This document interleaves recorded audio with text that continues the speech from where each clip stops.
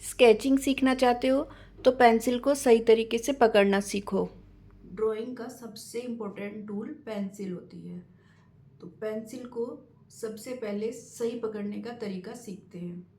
ज़्यादातर लोग पेंसिल को ऐसे पकड़ते हैं, इस तरीके से, जैसे राइटिंग करते हैं तो पेंसिल को ऐसे पकड़ते हैं, जो राइटिंग करने के लिए तो सही है पर आर्ट के लिए सही नहीं है।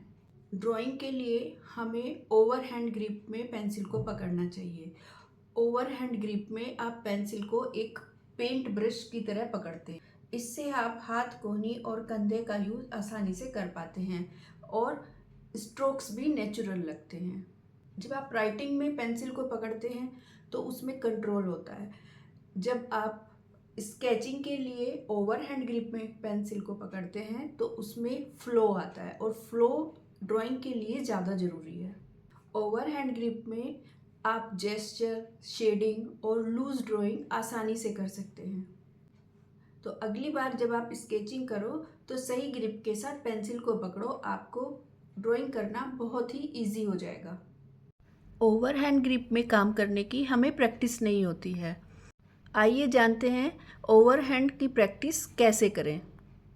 पेंसिल को ओवर हैंड ग्रिप में पकड़ें और प्लेन सिंपल स्ट्रेट लाइन खींचें। फ्लो में हाथ चलाएं और कोई भी कर्व बनाएं। सी कर्व बनाएं, एस कर्व बनाएं, सर्किल बनाएं। इसी तरीके से बार बार हमें ये ही प्रैक्टिस करनी है। Straight line, C curve, circle, S curve, half circle. हमें डेली 5 से 10 मिनट ओवर हैंड ग्रिप की प्रैक्टिस ज़रूर करनी चाहिए।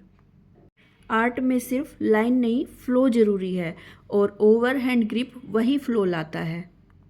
इस ग्रिप में न सिर्फ स्ट्रोक बेहतर बनेंगे बल्कि आपका आर्ट स्टाइल भी प्रोफेशनल की तरह दिखेगा। बैठकर नहीं बनाना चाहिए, खड़े होकर ड्रॉ करना चाहिए ताकि आपकी पूरी बॉडी मूवमेंट यूज़ हो सके। ओवरहैंड ग्रिप में पेंसिल या चारकोल को ज़्यादा पीछे से ना पकड़ें ताकि लंबी और कॉन्फिडेंट लाइन बने। ओवरहैंड ग्रिप में पेंसिल पकड़ के काम करने से बड़े स्ट्रोक आसानी से बन जाते हैं। शोल्डर और आर्म्स में मूवमेंट होने से लचीलापन आता है, लाइनों में बेहतर फ्लो और एनर्जी आती है। जेस्चर ड्राइंग, शेडिंग और लूज स्केचिंग में ये सबसे बेहतर ग्रिप मानी जाती है। ज़्यादातर अपनी कलाई और कोहनी से मूवमेंट करना चाहिए, उंगलियों से नहीं। एक बार आपको ओवरहैंड ग्रिप में काम करना आ गया, फिर आप हमेशा इसी ग्रिप में काम करना पसंद करेंगे। तो अगली बार स्केच करो तो सही ग्रिप के साथ करो, आर्ट आसान लगेगा।